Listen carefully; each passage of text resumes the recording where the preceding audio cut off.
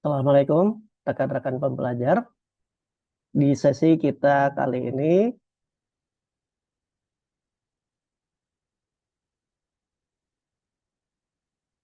kita akan membahas terkait pelatihan dasar CPNS dalam rangka pembentukan karakter CPNS untuk kegiatan pembinaan dan pengasuhan. Nah, dari kegiatan pembinaan dan pengasuhan ini, tema harian dalam penerapan kebiasaan efektif ini ada 7 pertemuan, di mana di pertemuan pertama ini kebiasaan efektif untuk pribadi yang proaktif. Kemudian yang kedua, mengawali dari tujuan akhir. Pertemuan ketiga, dahulukan yang prioritas. Pertemuan keempat, ini berpikir menang-menang. Pertemuan kelima ini untuk saling memahami. Pertemuan keenam bersinergi dan yang ketujuh adalah mengasah kemampuan. Dan untuk sesi ini kita akan membahas untuk pertemuan yang kedua, yakni kebiasaan mengawali dari tujuan akhir. Nah, ini rekan pembelajar bisa kita lihat ini adalah siklus hidup kita ya. Dimulai dari lahir, kemudian merangkak, terus sekolah dasar, lanjutan atas, lalu kuliah, bekerja, mapan, lalu siklusnya menurun ya, menjadi tua dan akhirnya meninggal ya. Nah, ini adalah siklus dari kebanyakan kita ya, di mana di saat anak kemudian nanti di saat dewasa kita mungkin akan berkeluarga dan ada juga seperti rekan-rekan semua ini menjadi ASN dan kemudian nantinya akan menjadi orang tua apabila telah memiliki putra dan putri ya. Nah, tentunya kita perlu untuk hal ini adalah melihat tujuan dari fase kehidupan kita ini. Nah, rekan-rekan perjalanan, bagaimana hidup ini berjalan? Mari kita saksikan video berikut.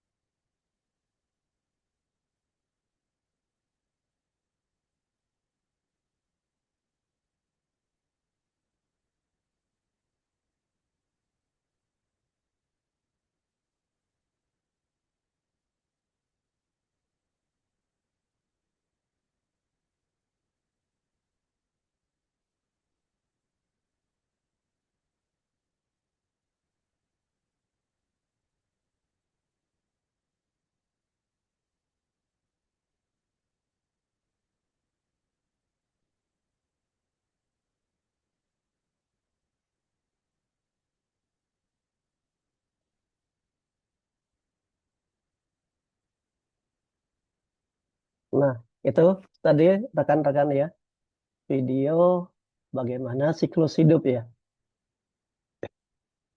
Nah, tentunya bagaimana kita sesuai tema kita kali ini mengawali dari tujuan akhir. Di sini kita perlu lihat bagaimana paradigma umum dan juga perbandingannya dengan paradigma yang efektif serta perilaku umum dan perilaku yang umum yang sifatnya efektif. Paradigma secara umum di mana banyak dari orang di sekitar kita atau bisa juga kita yang berperilaku di mana mengatakan saya tidak tahu bagaimana hidup saya, bagaimana hidup saya nantinya. Jadi saya hanya mengikuti arus saja. Lalu bagaimana untuk mengawali dari tujuan akhir tentunya perlu paradigma efektif di mana kita memiliki kejelasan visi dan tujuan hidup. Tentunya dengan adanya visi dan tujuan hidup ini kita akan dapat menciptakan perbedaan yang besar dibanding apabila kita hanya mengikuti arus. Lalu perilaku umum kebanyakan ini di mana orang akan memulai tanpa tujuan yang jelas terhadap apa yang akan dicapai. Lalu bagaimana perilaku umum agar efektif di mana di sini menentukan hasil yang ingin dicapai ini sebelum mulai bertindak. Lalu di perilaku umum ini membiarkan agenda orang lain dan keadaan menentukan cara Anda menjalani kehidupan. Ya. Sedangkan di perilaku umum yang efektif ini bagaimana kita menyusun dan menjalani hidup ini berdasarkan pernyataan dari misi pribadi dari kita. Lalu tentunya dalam menentukan hasil yang ingin dicapai sebelum memulai bertindak, kita perlu apa? Ini yang pertama adalah menetapkan hasil. Dalam rangka apa? Agar kita mencapai hasil tersebut. Lalu setelah menetapkan hasil, kita juga perlu agenda dan sasaran rapat yang jelas. Sehingga apa? Rapat atau kegiatan yang kita lakukan ini dapat berjalan secara produktif atau kegiatan yang kita lakukan ini selalu produktif. Lalu kemudian perlu sasaran yang jelas. Kenapa? Supaya sasaran ini menjadi role kita untuk dicapai dengan amat baik.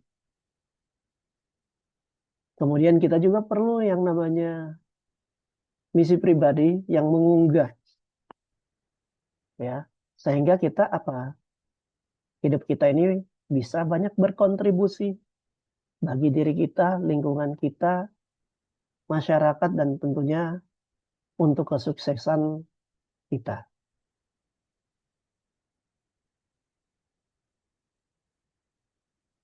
Nah, tentunya dalam menentukan hasil yang ingin dicapai, sebelum kita melakukan tindakan. Lalu pertanyaannya, apakah Anda memikirkan tujuan akhir dari kondisi berikut? Awal tahun, ya, bulan atau hari, kemudian tujuan akhir di mana Anda merencanakan liburan, lalu tujuan Anda memposting sesuatu di media sosial, atau memikirkan tujuan akhir bagaimana kita mengerjakan suatu pekerjaan kita, dan juga bagaimana memikirkan tujuan akhir kita bagaimana dalam mengikuti pelatihan ini. Nah, tentunya kita perlu kriteria ya. Apakah kriteria ini akan berhasil dalam hal berikut? Nah, tentunya dengan cara apa kita menjaga kesehatan ya. Lalu kriteria keberhasilan ini bisa juga dengan sukses secara finansial ya. Atau bisa juga kriteria keberhasilan kita ini menjadi teman yang baik, atau kita bisa menjadi bawahan atau atasan yang efektif ya. Atau kita memiliki kriteria berhasil dalam kehidupan berkeluarga dan juga untuk pelatihan ini ya. Nah, ini bagaimana kita menentukan hasil yang ingin dicapai sebelum kita melakukan tindakan. Lalu apa manfaat yang bisa kita ambil dari kebiasaan mengawali diri dari tujuan akhir? Tentunya kita akan memiliki yang namanya arah pribadi. Arah pribadi ini yang akan menuntun aktivitas kita dalam keseharian. Dan juga dengan kebiasaan mengawali dari tujuan akhir ini, kita dapat memantau aktivitas yang kita lakukan dan juga kita melakukan review atau mengecek pertanggungjawaban hasil dan juga akibat dari kegiatan-kegiatan yang kita lakukan.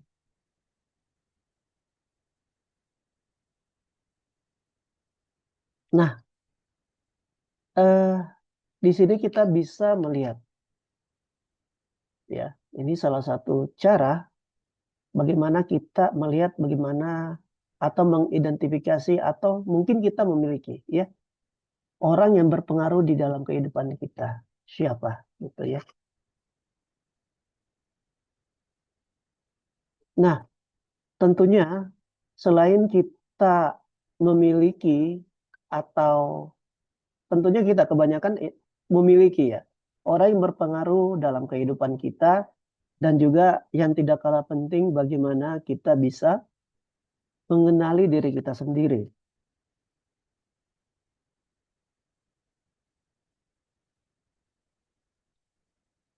Lalu tentunya hal yang perlu kita cermati juga atau kita renungkan, kata apa yang Anda inginkan ketika orang ditanya mengenai Anda, ya? Apakah itu teman dari teman kita? Apa sih yang kita inginkan dari teman-teman, ya? Atau keluarga sebagai anak, keluarga sebagai orang tua, sesama rekan kerja kita, atasan kita, atau bawahan kita, atau mungkin di sekitar kita dengan tetangga yang ada di sekitar kita.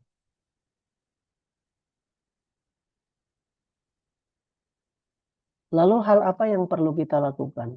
Nah, di sini kita bisa melakukan dengan mengidentifikasi sasaran jangka panjang kita. Yang pertama tentunya sasaran jangka panjang bagi diri kita sendiri. Lalu untuk keluarga kita. Kemudian untuk kantor kita, pekerjaan kita, dan karir kita. Dan juga bagaimana sasaran jangka panjang kita, kita bisa identifikasi untuk masyarakat. Ini dapat kita lakukan untuk bisa mengaplikasikan kebiasaan ini. Lalu kemudian pernyataan misi kita.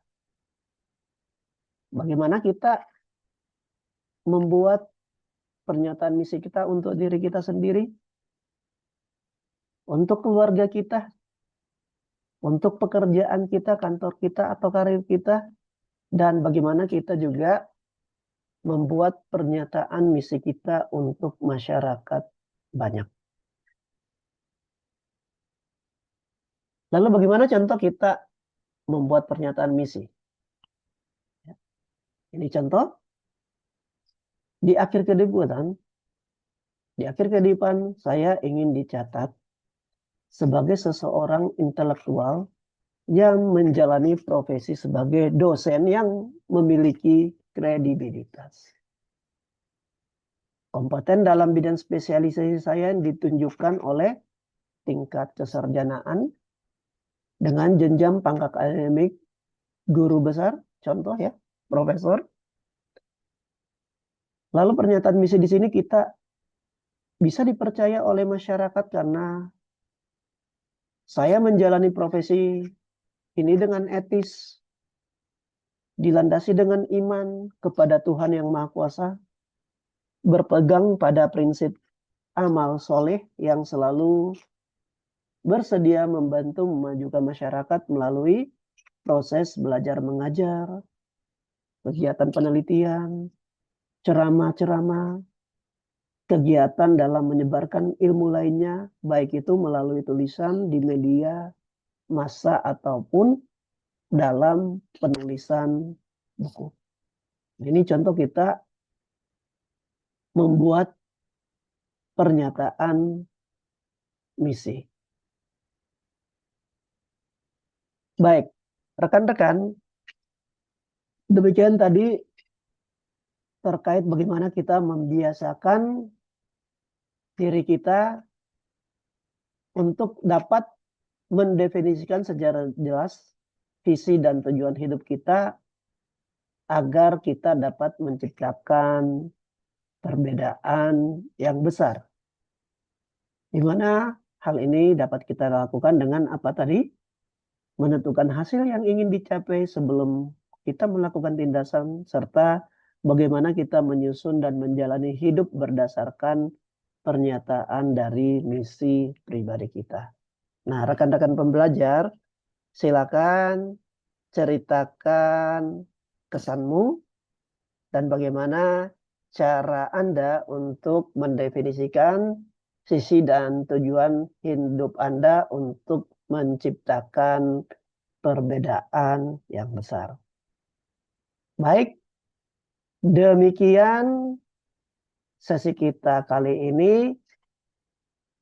Mudah-mudahan selalu diberikan kesehatan dan kesuksesan. Saya tutup. Assalamualaikum warahmatullahi wabarakatuh.